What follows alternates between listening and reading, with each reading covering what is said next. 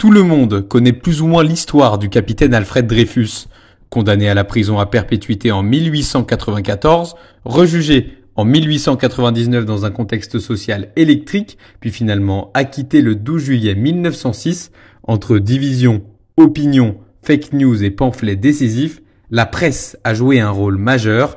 Bienvenue dans le tout premier épisode d'Au crible de la presse, spécial Affaire Dreyfus, le podcast qui vous propose de revivre les plus grands moments de l'histoire moderne sous l'angle de la presse.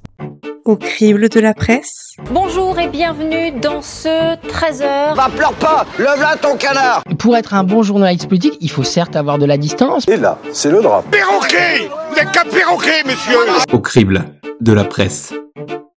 Nous sommes en fin de l'année 1894. Le capitaine Alfred Dreyfus est accusé de fournir aux Allemands des dossiers confidentiels. La preuve, un bordereau sur lequel son écriture correspondrait partiellement. Il est le coupable idéal, juif, d'origine alsacienne, il maîtrise parfaitement l'allemand. Pour Philippe Auriol, historien expert de l'affaire, l'accusation de Dreyfus est une question de pression et d'ego du ministère de la Guerre, le général Mercier. Comment c'est possible que sous son ministère, il y ait une affaire de trahison qui sorte, etc. Donc il faut la régler à toute vitesse.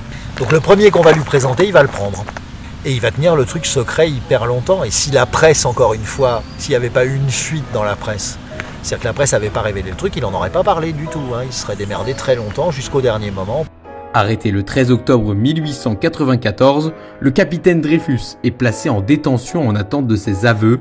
Le 29 octobre, Adrien Papillot, journaliste à la Libre Parole, journal antisémite, révèle l'affaire.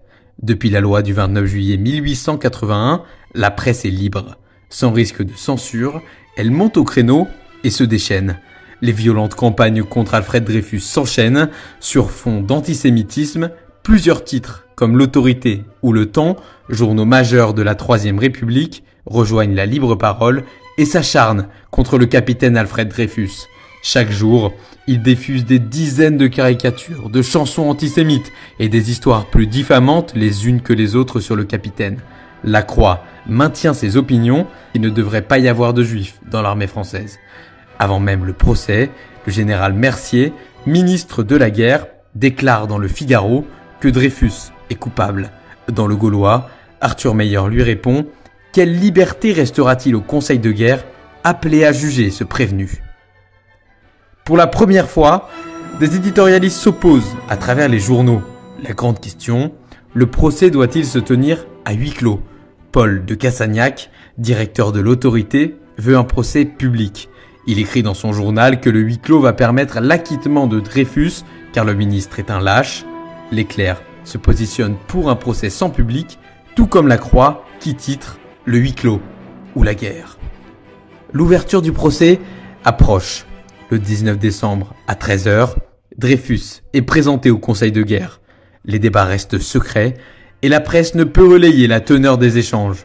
3 jours plus tard, alors que les journaux caricaturaux et antisémites continuent de se vendre par centaines de milliers d'exemplaires, le capitaine Dreyfus est condamné à la prison à perpétuité. Dans la presse, sa culpabilité est certaine. Dreyfus est qualifié de misérable traître. Georges Clemenceau, futur soutien au capitaine, accable le capitaine Dreyfus dans son journal La Justice. Le 5 janvier 1895, dans la cour de l'école militaire, les Parisiens assistent à la dégradation du capitaine. Le petit journal dévoile un dessin d'Henri Meyer retraçant l'événement. Il est légendé « Le traître ». Dreyfus est envoyé au bagne en Guyane. Peu à peu, l'affaire s'enterre.